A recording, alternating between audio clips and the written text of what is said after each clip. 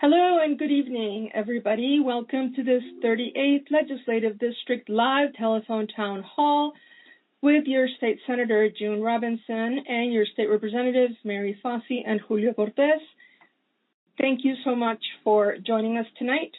The 38th covers parts of Snohomish County, including Everett, Marysville, Eastmont, Het Island, and Tulalip. My name is Lily, and I will be your host tonight. Thank you for taking the time to join us. Today is the 44th day of this 60-day session. We're calling you because your state legislators want to give you an update and answer your questions. So, if you have a question for your lawmakers, please press 0 on your phone right now to ask a question. Again, we're calling you tonight because your lawmakers want to answer your questions. Press 0 to ask them about issues that matter to you, such as healthcare, education, the environment, technology, energy, transportation, and, well, anything else. So, if you have a question for State Senator June Robinson and Representatives Mary Fosse and Julio Cortes, please press 0 right now to speak with your lawmakers. Remember, press 0 on your phone right now to ask a question. Now I'll turn it over to your legislators for some opening remarks. Let's start with Senator June Robinson. Thank you, and good evening, everyone. Thanks for joining us. We're really happy to be able to answer your questions and have a conversation this evening. I'm State Senator June Robinson. As Lilia said, we are on the 44th day of this short 60-day legislative session. In terms of our state budget, which is what I spend a lot of time working on, we have just seen the Senate and House operating budget, capital budget proposals, as well as transportation budgets. And we're sort of in the middle of having public hearings and starting to move those budgets out of their respective chambers. So it's a really key time in this short session when we're both working on bills, policy bills, as well as all three budgets. So again, I hope that we can have a good dialogue tonight. All right, thank you. Remember, please press 0 on your phone right now if you have a question. Next up, we have Representative Mary Fosse. Thank you, and thanks to everyone for joining us tonight. Happy to answer questions and give you updates about what's going on because we are almost to the finish line. Tomorrow in the House is our policy cutoff.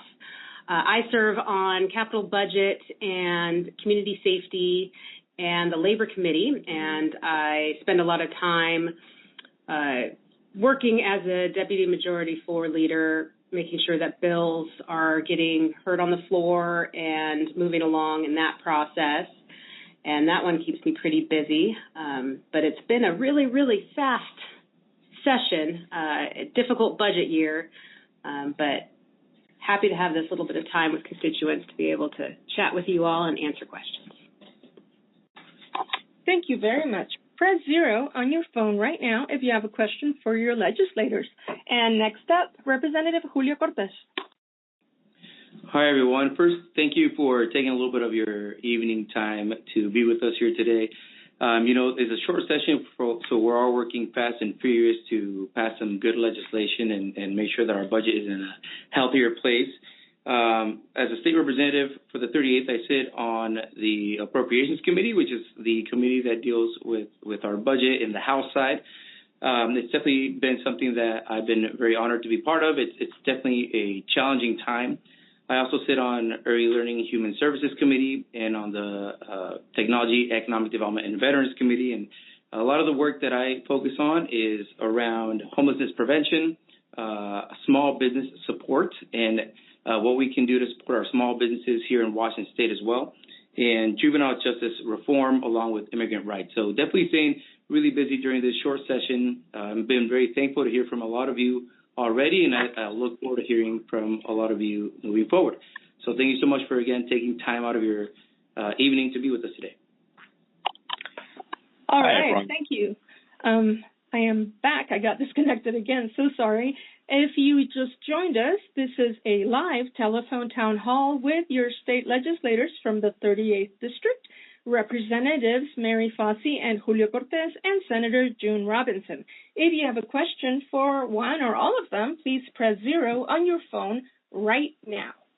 Okay, so first, we are going to, I'm seeing we're getting some questions here. Although this is not really a question, it's just a thank you. Let's see, and I don't have a name. Hello? Is anybody on the line? Okay. Well, somebody without a name said that they appreciate you. Okay. Next, we're going to... We sent out a survey, and we got some questions, so I'm going to ask some of them. Let's see. Nathan says, thanks to each of you for sponsoring a capital appropriations for Everett Gospel Mission Smith campus expansion. Please share why you did. Thanks again in advance. And press 0 if you have a question. Well, this is Senator Robinson. I sponsored the capital request for the Everett Gospel Mission because I know that the Everett Gospel Mission is our primary provider for shelter services in Everett, and definitely want to make sure that we are able to maintain that capacity in our community. So it was important to me that we support that request. But I know my seatmates also pitched in. So. Well, yes, Rep. Cortes and myself sponsored it in the House, and it doesn't seem like the House budget has seen the light of Senator Robinson's wiseness when it comes to fully funding that budget request. But we're hoping that they will get to that point when they get their budgets together, and she'll knock some sense into them. Yeah, I'll do that. But I've been very fortunate to be able to tour that facility a few times and some of their other programs, and I can tell you, they do incredible work in our community, not just for Everett, the city of Everett, and not just for the 38th LD.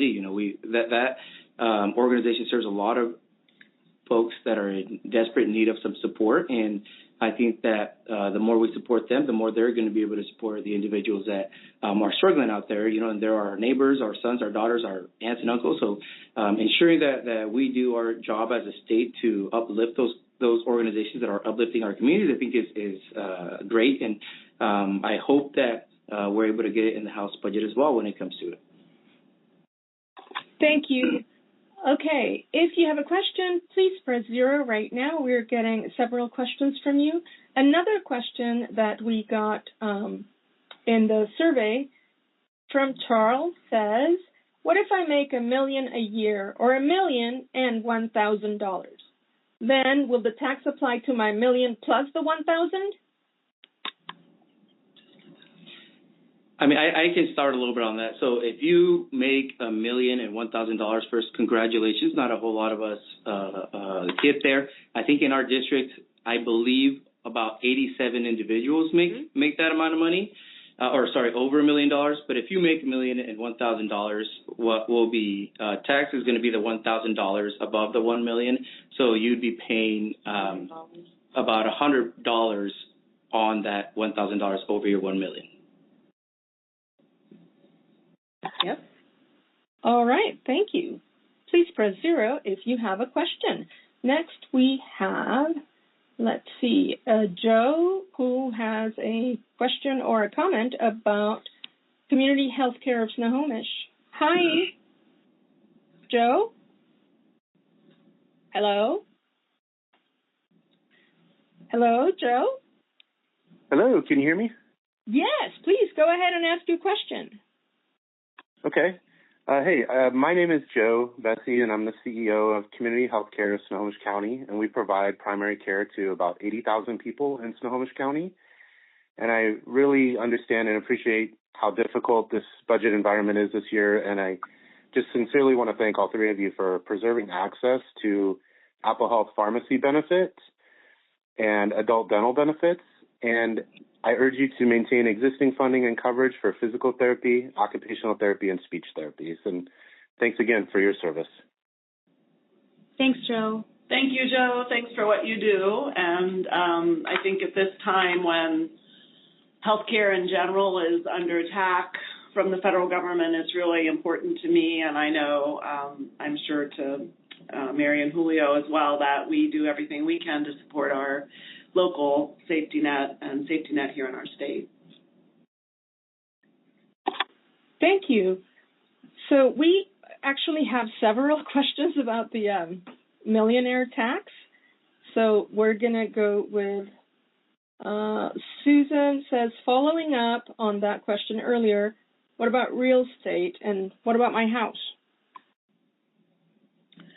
No, this is on income that the adjusted gross income that you report on your federal income tax form. So you would not be reporting the value of your house as income on your federal tax form, so that would not be included at all. So it wouldn't be the value of your house, and it also wouldn't include the sale Right. of your house as well. So it wouldn't include that either. Thank you. Please press 0 if you have a question for your lawmakers.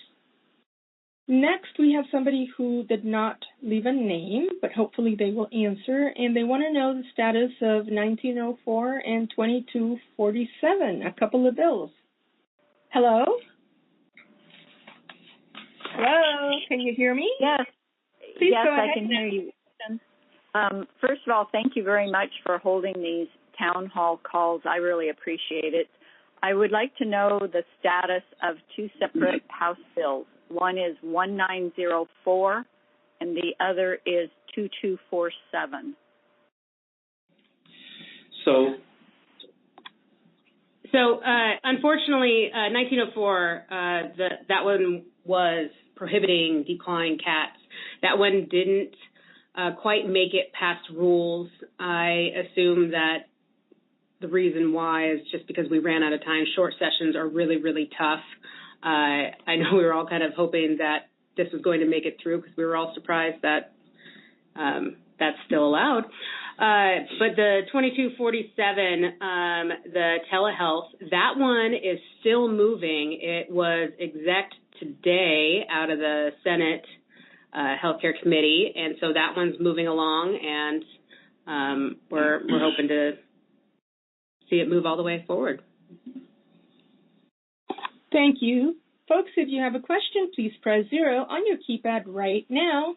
And let's see, Stephanie is on the line, and she has a question about housing. Stephanie? Hi, I have a question about making housing affordable again. Most job postings are like $24 at max, and that doesn't even get one person into a house or like an apartment anymore. So my question is, what are you guys doing about making it affordable? yeah, I think this is a question that we've been trying to tackle for the last few years. I think, the rent stabilization law that we passed, I think, a year or two ago is one that we just wanted to keep folks housed. We've also been looking at strategies on middle housing, right? How do we make it easier for folks to afford a townhome maybe as a first step, or an apartment maybe as a first step, and for them to be able to build equity that they can later use to buy a bigger home if they do need it. I think that, finding strategies to make it easier to construct more middle housing homes. Again, those are like townhomes in all around our state is going to be really important. But it is one of those issues where we want to make sure that we're balancing our, the protection of our environment with ensuring that folks are able to afford even to a rental unit is something that we're continuing to struggle with. So we'll continue to look at those. If you have ideas, we're always happy to hear them. Feel free to email any one of our offices, but home affordability is something that's touching every corner of our state. So, again, looking to make sure that we make it easier for the building of more units, but at the same time protecting those who are renters. Thank you. Please press 0 if you have a question for your state senator, Senator June Robinson, or your state representatives, Mary Fosse and Julio Cortes. Next, is Michael, who has a multi-part question about, I think, small businesses. Well, it's more than small businesses. This is a multi-part question. And the reason why I'm saying this is a multi-part question is because I'm someone who has been around Everett since I was a little kid with my grandfather, who was a labor union leader, who was very good friends with Scoop Jackson. And so I've seen Everett in its best times. I've seen Everett through its worst times at times. And unfortunately I was living outside of Everett, which means I wasn't necessarily around Everett when it was going through its worst time, but my friend was living here at that point. But I'm going to, give you some ideas of real things that basically I see as problems for Everett right now, and things I think really need to be cleaned up and changed about Everett. And I don't mean cleaned up in gentrification ways. Number one, if we're going to support small business, we've actually got to go and support small business. We can't go into a room at the Everett station and talk to Sound Transit about how we're going, they're going to commodify things and basically kick out the small businesses. And that happened. I was physically outside the door listening to them talk about how they were going to do that to Everett. That is not even a question. And when I asked them at the Pride celebration, they flat out wouldn't even, I said, is that a lie? And they wouldn't answer me at that point. Number two, as someone who is, someone who works around Everett and also tries to make Everett a better community every day that I'm here, because I love Everett and I want to be part of Everett's, Uprising Everett. As someone who actually had to go through the HopeWorks program, I want to know one reason also, why we're supporting a group that basically has had so many issues that people who have left the company, or not the company per se, but the organization, have talked about it having a real bent towards Caucasian people instead of actually being a very, very wide, angled and diverse group. And the problem I have is, as someone who was in that group, I saw it happen directly. And I even had one of the former business owners, we jokingly called it the Great White HopeWorks at one point, because it was literally that bad. And okay, Michael, I have let me finish. Let me.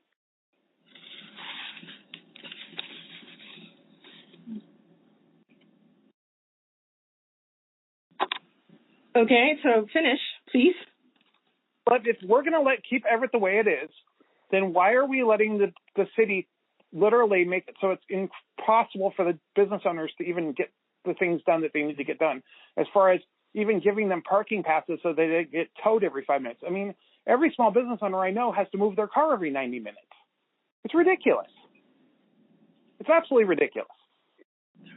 Hey, so, Joe, I agree with you on the parking thing. To be honest, when I had my other hat, I tried to work on that issue, and that is going to take some lobbying locally to change that rule. I have been subject to those parking tickets, and I think that we need a different system in place. But unfortunately, a lot of things that you're bringing up are more local issues and things that would be tackled or addressed by your mayor and city council. On our end, though, small businesses are struggling, and I can agree with you on that sentiment as well. And so we try to do everything and take that into consideration in all the policies we pass. And oftentimes the form that takes is when we are looking at these overarching, labor policies and other things, and how these apply to businesses, we take a special look on how they apply to small businesses and if it would be feasible for them to survive if these rules or laws were put into place.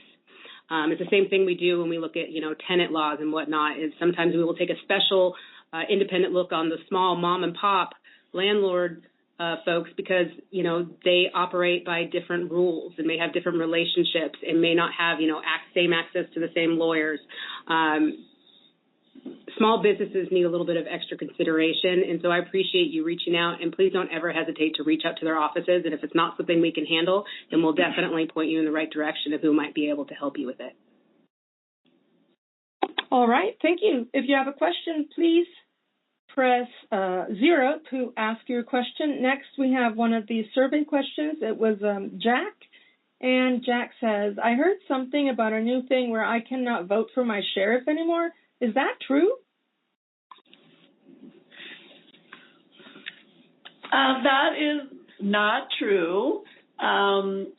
There is a bill that would put into place, if it passes, it would put into place certain criteria that someone running for sheriff would need to meet, with the thought that if a sheriff is going to be the leader of the deputy sheriffs, of the, basically the local law enforcement officers, that person should have a law enforcement background and be credentialed as a law enforcement officer. But absolutely, we are not taking anyone's ability away to vote for your sheriff. Thank you. If you have a question, please press 0 on your keypad and you will get on the queue. Next, we have Gordon, and has a question about securing data, I think. Gordon? Yes.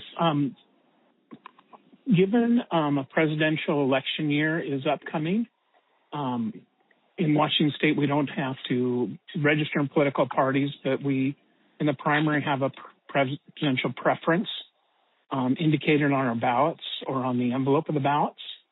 And that data is available for a certain time. I understand it's about 90 days before it's all destroyed. And typically it's the political parties that are grabbing that data and then using it for their own needs. And I've seen a case where a political party is using that to attack people, not as intended use, to maybe help canvassing and things like that. And this person is defenseless because the state has destroyed data that it has released to political parties. And that seems to me to be concerning. And it seems to me possibly a simple solution is to ask the state to retain that data, and the individual voter can get data to show that what preference they had was different than is being alleged. I know that's beyond the scope of this session, but how would I get that on one of your agendas or all of your agendas to look at and consider the next session, because the next session will definitely be the upcoming presidential election? Yeah, well, thank you for your question. It's very timely too, right? I think there's been quite a few different instances of federal government overreach that we've been keeping a close eye on. As far as, getting it on our agenda, honestly, directly sending it to our emails is something that will work. We have a lot of colleagues who have already been working on these types of issues. We have some pretty strong legislation, including House Bill 1710 about pre-clearance, and 1750 around the Washington Voting Rights Act 3.0. So we do have some laws already that are getting some traction this session.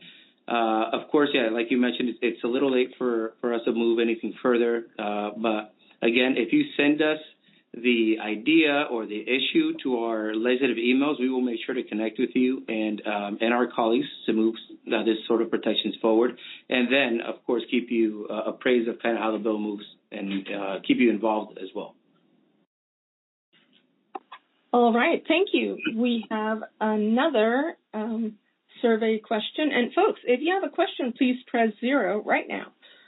Let's see. Marisol says, how can our Washington state legislators protect us against the federal overreach that we're seeing in D.C.? I think one of the ways is just, standing up for you. I think we need to be vocal. We need to not be shy, and we need to not be scared to say what needs to be said and do what needs to be done in order to protect Washingtonians. We do have some limits where we're not able to dictate how the federal government operates, but we do have the ability to protect Washingtonians through working with our AG, with our Attorney General's office, with our governor's office, and with each other, the state and the House, to ensure that we're passing legislation that's going to protect, one, our community members, because it's not just the right thing to do, but it's something that's going to protect our families. Folks should not have to worry about taking their kids to school and have the fear of being deported. They shouldn't have to have the fear of being deported by just simply going to work. And as a reminder to everybody, this is not just the right thing to do, but it's a big economic hit that Washington will take if our immigrant communities don't show up to work. They're the ones that put food on our tables, build our houses, and take care of our loved ones. So ensuring that we do our jobs as legislators to not only pass good legislation, but speak up when we need to is going to be something that I know me and my colleagues will look forward to continuing to do for Washington State. Cortes is exactly right on that. We have a whole variety of policies that we've been exploring to try to look into more of this federal focused legislation to make sure when it comes to, our elections, that we have the Pre-Clearance Our Shield Act, and we have other voter registration bills that are in play. We're looking at how to protect our immigrant communities, data privacy, and there's a huge amount of different policies that we're looking at to see if they can protect our communities in light of what we're seeing with the feds. When it comes to some of the budget items, there are things that we can put our dollars towards that will help protect our communities and help reinforce protections for everyone and our neighbors. And so we're exploring those options too. Those won't be finalized, obviously, until the final budgets come out. But if you're curious about the whole long list of the different types of policies that we've been working on and exploring and seeing where they are, you can check our newsletters or you can reach out to our offices and we'd be happy to send them to you. All right. Thank you, folks. Please press 0 if you have a question. Next, since we're on the subject, is Patty with a question about detention centers. Hi, Patty. Oh, hi. Excuse me. I know this is kind of a general question for everybody, all the representatives here, but I was just curious with all of the activity, the increased ICE activity in the Seattle area and Washington State, and again, I know that there has been very little coverage in the media or on the news anyway about the increase of activity. I know that they are, increasing the ICE vehicles coming over I-90. And anyway, I was curious what the plan was to do to protect the area, the greater Seattle area, from the ICE activity. And also, I know that there was proposed, and I think it has been delayed, I guess, for the next few months, but a new detention center in Tukwila. I do believe that they put that we've gained a few months that we can before they go forward with this. But do you know what are your plans to keep our area safe from ICE? Yeah, I think first and foremost is education, right? We need to make sure that our constituency is educated on what their rights are, right, when it comes to ICE. Knowing what their rights are is incredibly important, especially for our immigrant community. So we as a state, we as people, I think, need to push information out to our neighbors, to our coworkers about what their rights are when it comes to ICE, whether they're getting pulled over, whether ICE comes to their doorstep. That's going to be key. Additionally, working with our local governments to ensure that they are pushing out information about how their law enforcement is not working with our federal government is going to be important, because we don't want our immigrant communities to get in a position where they need the support of 911 or they need the support of our first responders, and they are not calling because of out of fear that they're going to be tied in with ICE. So I would say education is one. We're, as we stated here in the last question, we are also working on a number of policy areas that will give us a little bit more teeth here in Washington State to defend against unlawful ICE actions. I think we're very lucky here in Washington State to have the backing of our Attorney General and our Governor and all the House and the Senate to support against everything that we're working on against ICE. Right? We have great bills that Senator Valdez is running in the Senate. I have his House Vehicle 2173 that is working to demask ICE. I believe that it's not a big ask of us to ensure that our Washingtonians know who is policing them. I think it's also a big safety feature, not only for our community, but for officers to avoid any incidences that may occur. So we have some policy areas, but I think it's going to be key for us to educate our community members about what their rights are when it comes to federal immigration enforcement. Thank you. Folks, if you have a question, please press 0 on your keypad right now. Julie has a question about supporting journalism. Julie?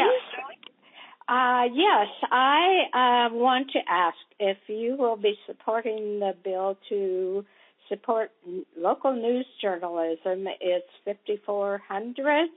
I think this is very important to have an accurate source of information about what you folks are doing and also about all kinds of issues in our communities. And this will not cost the taxpayers any money, so it is not a problem in this difficult budget year. Yeah, thanks for that question. Local journalism is really important, and as we all know, we're becoming harder and harder to sustain local journalism in our communities. And so 5400, Senate Bill 5400 is a bill sponsored by Senator Marco Leaf, another Snohomish County legislator, that would put a small tax on online platforms and then use that the proceeds of that tax to provide grants to local journalists in underserved in communities that really don't have a lot of news coverage. The bill, we did have a hearing in the Senate Ways and Means Committee a couple of weeks ago. It is it's not still alive. I don't know how far that bill will be able to move this year, just given the nature of a very short, constrained time frame that we have here. But certainly an idea that is very worthy. And I know that Senator Leas and others will continue to work on the concept. Thank you. And it's time for our poll. So here's the question. What issue is most on your mind right now? Press 1. Press 1 if it is federal government overreach. Press 2 if it is state budget investments. Press 3 if it is the cost of living. So, what issue is most on your mind right now? 1, federal overreach. 2, state budget investments. 3, the cost of living. And press 0 if you have a question. Next, we have another Julie from the survey, and so let me read this to you. This is about Bill 2515. I am concerned about the huge energy demands and water use from data centers. How can we ensure that ratepayers are protected, that the additional energy used is from clean sources, and that the use of water and electricity is transparent and reported to the public?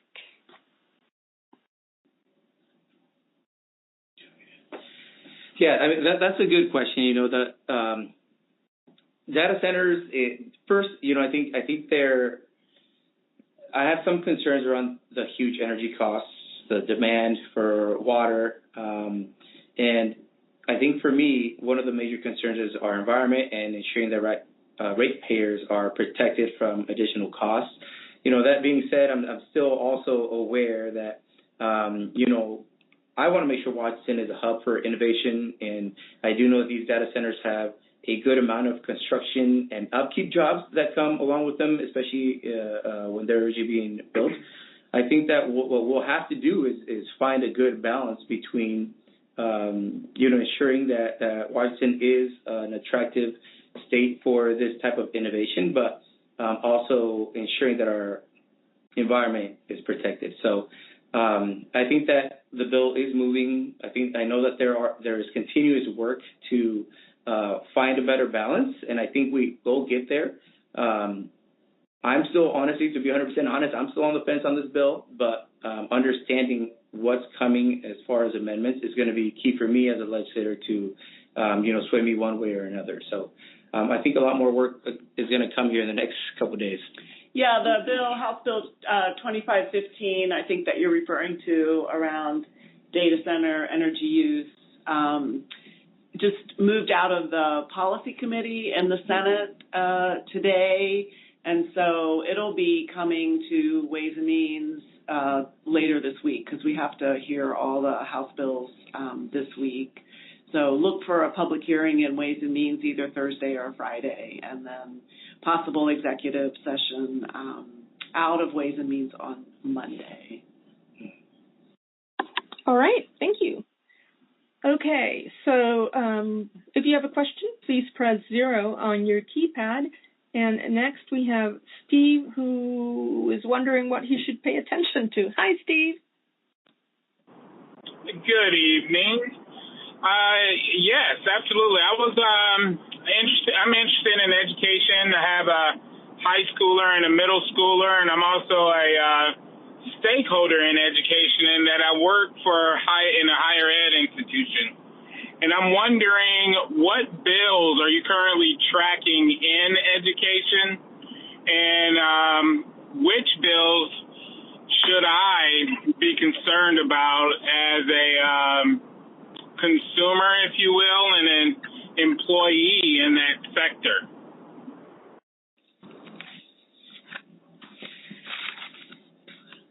You might want to pay attention to the various budgets because obviously funding for both K-12 and higher ed is always an important topic and also a challenging one. And as I said at the beginning, both the House and the Senate have just put out their operating as well as capital budgets, and both of those, in all cases, contain funding for K-12 education as well as higher ed. Thank you. Let's see, we still have about 20 minutes left of this call, so if you have a question, please press 0 on your keypad right now. Next, we have Claudia, who has a question, and it's a survey question about the budgets, and she asks, what should we be expecting regarding cuts in the operating budget? I mean, unfortunately, this is a very, very difficult budget year for us. It was last year as well. Cuts will come in a lot of different areas that we don't want to make cuts to.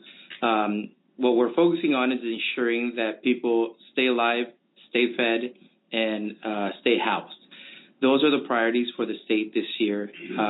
Cuts, again, are going to come in a lot of different painful ways. There's no real way to sugarcoat it, but one of the hopes that for me personally is progressive revenue, right? The budget situation that we're in right now, we will be out of at some point.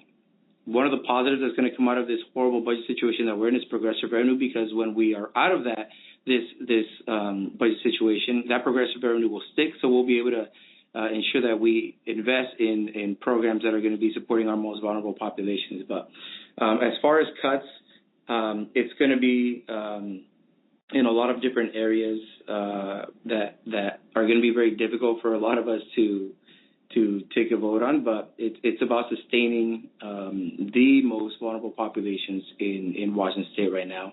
And again, the focus will be keeping people alive, keeping people fed, and keeping people housed. Thank you. If you have a question for your lawmakers tonight, please press 0 on your keypad right now. Next, we have Jim, who has a question about a tort bill. Hi, Jim. Yeah, my question is for Rep. Cortes and Rep. Fosse, specifically about 6239, which is a tort claim bill that passed out of the Senate. My request is that you guys definitely vote no on this bill. I know it was up for it was supposed to have a hearing. It was pulled from the list. This bill is very harmful to victims of our systems, It's also very harmful to people who are harmed by county. It gives basic immunity to county and city governments from being sued in the public, where now all the victims have to pay to go to arbitration out of their pocket. And we're talking about victims that are harmed by systems that they have no choice, being in foster care, juvenile systems, county jails, where people are harmed by bad actors within these systems, whether it's medical malpractice or, all the things that happen within our jails and prisons. It was pretty heart-wrenching listening to the testimony that took place around this bill. Not one city or county even acknowledged the fact that there was harm being created before these lawsuits happened. They didn't talk once about the humanity or trying to fix the systems that are causing harm. And so for me, if they don't want to pay lawsuits, they should fix their systems. I mean, Julio, you work with juveniles. You know how some of these systems work, but I'm hoping that you two will stand up to this bill and not let it pass off the House floor. It looks like that one went to Civil Rights and Judiciary, and it had a first hearing, but it actually hasn't been exec or had a hearing there. So at this point, if it hasn't really been scheduled for any of that, I doubt that it would be moving. So that might be good news for your ears. All right. Thank you, folks. If you have a question, please press 0 on your keypad right now. We have several questions about just taxes in general, so I'm just going to summarize it. Several people are asking about lowering taxes.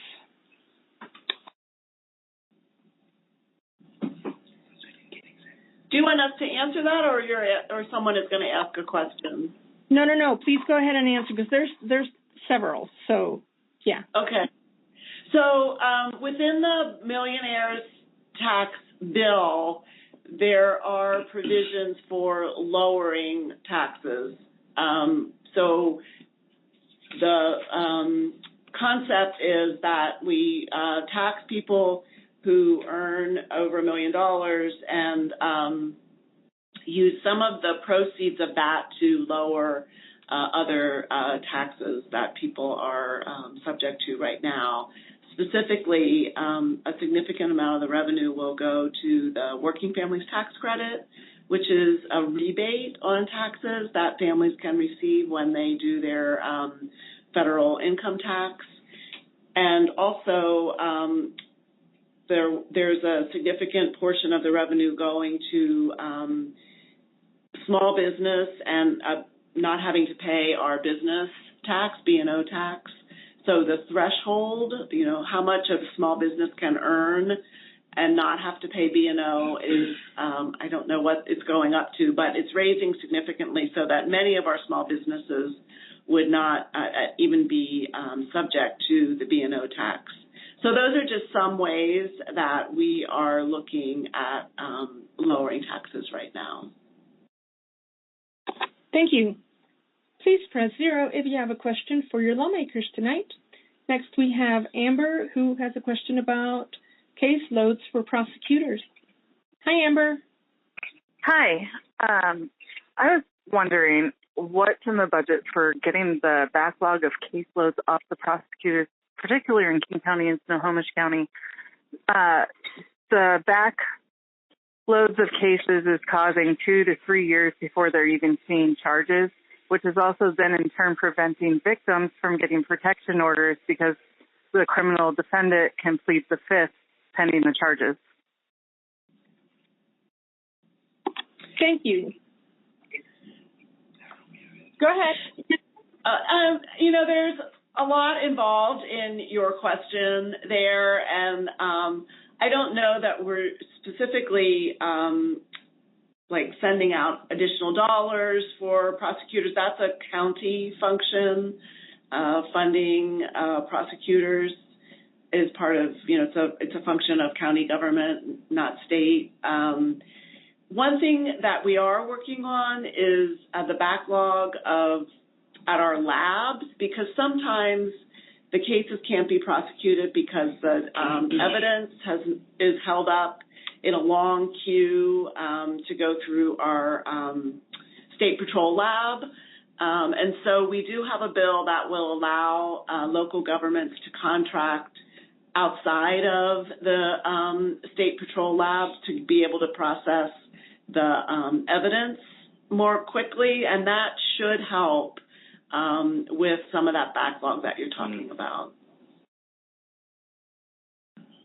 Thank you very much. Okay, we still have a little bit of time for more questions, so if you have a question, please press 0 on your keypad. Next is Dee, who has a question about rent stabilization, the bill that passed last year. Dee? Hi. I have a question about HB 1217, which passed last year. And my understanding is there's a group of owners who are trying to get that bill revoked. What are the chances that that will happen? Thank you for your question. I don't see those chances being very good. The bill just passed. We have been hearing pretty strong information on that bill. And we also want to make sure that when we pass bills, we give them a little bit of time to see kind of what's working, what's not working. But ultimately, I think, the vast majority of stakeholders and constituents that we heard from were pro on this bill. It's one of those bills that I think is going to be affecting the vast majority of Washingtonians in a positive way. So repealing something that's this popular, I think, will be very challenging for any group to do. All right. Thank you. There are some questions here about voting bills, including the one about the sheriff. Could you please say something about did you guys do anything regarding voting and elections this year? Yeah, we did actually. We have Mena's Our Shield preclearance policy that I'm not sure where it is in the process, but I think we maybe sent it over to the Senate already. It's a deterrent against, voter disenfranchisement. We had Hill's bill, the Voting Rights Act 3.0. We had Protecting Voter Registration, Dolio bill, keeping our voter rolls accurate. And then we had a Gregerson bill, the Washington Voices Act. It gives local communities clear rules on how to run their elections. I'm not sure if that one passed or if that one made it through is in the Senate or not yet.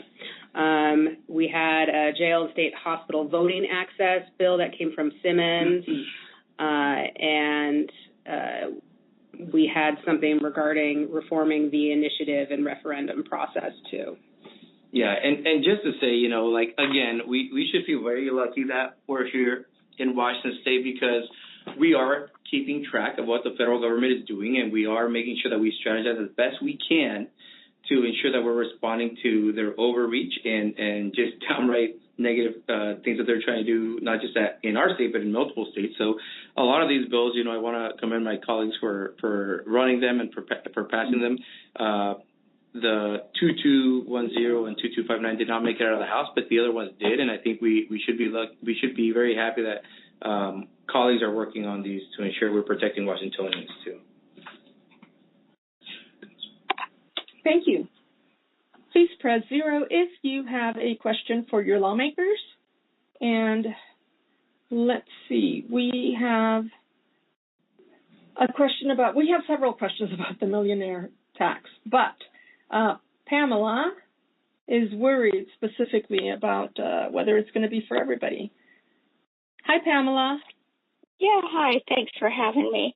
Yes, I'm very concerned about this millionaire tax thing and how quickly you've already passed it through the Senate. And I'm just wondering if this is just a ploy to start the state income tax for all residents, because I know they've been trying to pass a resident tax or a state tax to all the residents in Washington State for, 10 years or so, and it's always been voted down. So this might be a ploy saying, we're just going to, making people assume it's only going to be $1 million for the millionaires. But how do you know the millionaires and who without having a state income tax? So they fill this out, and it's going to be like everybody's going to need to be filling out this state income tax, which I think people don't want to do. It's another tax, another form to fill out, and it's a real hassle. But anyway, so what are your views on that? Is that going to be become a state income tax that, we are going to be filling out, and then the state will be collecting more money? I mean, probably spending a lot. I mean, have a very high state tax on anything we buy. It's over 10%, but yeah. So the bill is a tax on millionaires. So it's on anything above $1 million that you report as adjusted gross income. And as I believe Representative Cortes said early on this evening, there are about 87 people in the 38th Legislative District that we believe this tax will apply to. So of the thousands of voters in the 38th Legislative District, there are 87 that will pay this tax if it passes. All right. Thank you. So we're going to go to closing remarks next. But first, of course, we want to thank everybody who joined this call. And in your closing remarks, Members, maybe you can talk a little bit about your work during the interim or what issues you are excited about.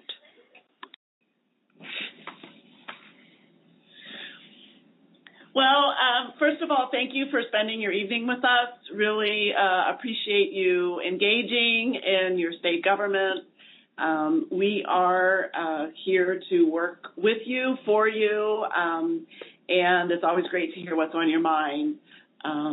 We will be wrapping up here in Olympia on March 12th, and following that, we'll be back in district, and always happy to be out about in the community and hope to see you there. I just wanted to say thank you, everyone, for joining us.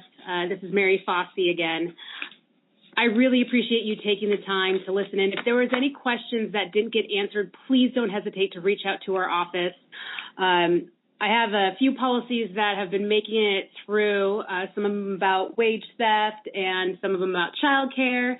But I did have some policies that didn't quite make it past the finish line, and I'm going to be working on those this interim. One of them was on surveillance pricing for our grocery partners to make sure that we don't have that rip-off of the register still happening. I know a lot of people were disappointed that that one didn't make it to the next step, so I'm going to be working on that one this interim, along with some other transparency policies. And yeah, last year we did not have too much of an interim break, and I fear that that may be the case again. So much for a part-time job, but at least this is really good fulfilling work of the people. So looking forward to meeting with all you in the district and taking a little bit of time probably to spend with my family. Yeah, thanks everyone. This is Rep. Julio Cortes, and I want to emphasize how important it is for us to hear from you, whether it's email or a phone call. It's really, really important for us to hear what priorities you have in your lives, right, as workers, as family members, what we can do to just make our lives a little bit better for everybody. During this interim, I'll be focusing quite a bit on juvenile justice issues. There was a really big bill, 2389, that we couldn't get off the House floor. So we'll be relooking at that and working with a lot of different stakeholders to, help modernize how Washington deals with juvenile justice. So that's going to be one piece. I'm also going to be doing a lot of work with small business owners. I'm putting together some small business roundtables to hear directly from, small business owners that don't have the capacity or ability to have lobbyists down in Olympia talking to us. and of course, continuing my work to identify the root causes of homelessness and work on preventative strategies for homelessness. So those are the 3 areas that I'll be working through the interim, and of course, spending time with family and getting a little bit of rest. We need to make sure that we take care of ourselves as well. So, but again, just one more time, it's important for us to hear from you. You're never bugging us. We're here to serve you, so use us as best you can. So thank you so much for taking some time this evening to be with us.